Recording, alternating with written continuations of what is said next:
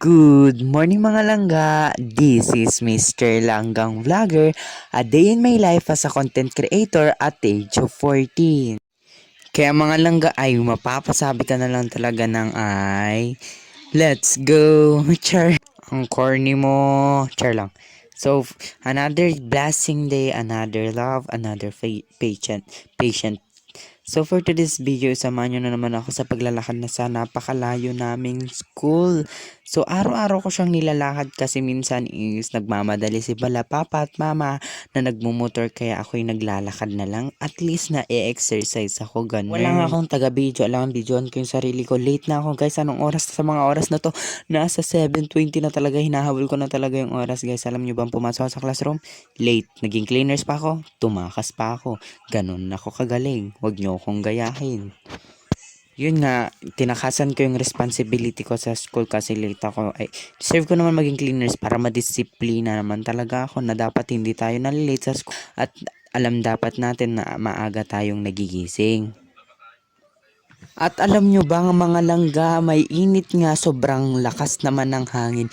Yung bangs ko hinahangin na, nakikita rin yung napakalaki kong noo or airplane, ay paglandingan ng airplane. Sure, joke lang yan. So nakarating na nga ako sa classroom pero late na ako, pero hindi tayo magpapatalo, video pa rin tayo, ganun talaga ang buhay. And then naantok na ako kasi anong oras talaga ako nagising guys.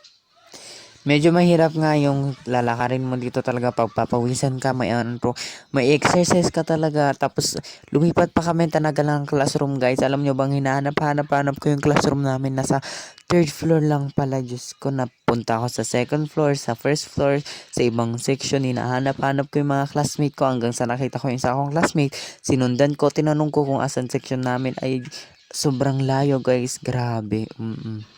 Kapag kayo nandito. Pero okay lang yan. Araw-araw talaga tayo may exercise. Ganun talaga yung gusto ng Lord. So guys, natapos na nga yung recess dyan at nakikinig na ako sa teacher kasi medyo, yun, yung teacher namin baka magalit sa akin kapag hindi ako nakikinig. Kaya kinuha ko na yung video, baka nakikita ako. Kaya kinuha ko na yung video guys. Yan, nakikita nyo, ang layo-layo ng nilalakad namin guys. Ganyan kagrabe. Pero, yun nga, baka will yun ni God. Baka gusto nyo yun. Araw-araw talaga akong na-exercise. At meron pa nga yung humingi ng donation para sa mga, basta yun guys. So yun, nakikita nyo nga yung bagsak ko na grade, bagsak ko na score, grabe. Kaya yan, nag-transfer muna ako ng upuan kasi hindi ko masyadong kakwentuhan yung isa kong katabi kasi medyo tahimik. Ayun, yung tenga niya lagi niyang hinahawakan, mapapa. Anong nangyari dito? Joke. Joke lang yun mga langga.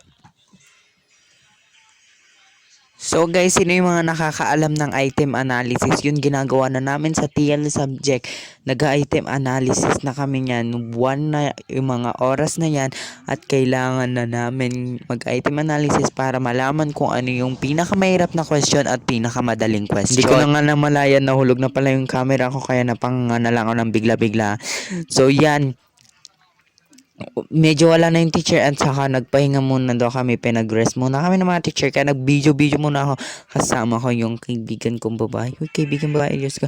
So patapos na pala tong video natin and glory to God because you finish it and grabe, successful. Sana mapanood mo lahat and salamat ako Lord kasi another day na naman binigay niya sa akin, another day na naman ang vlog natin for today's video.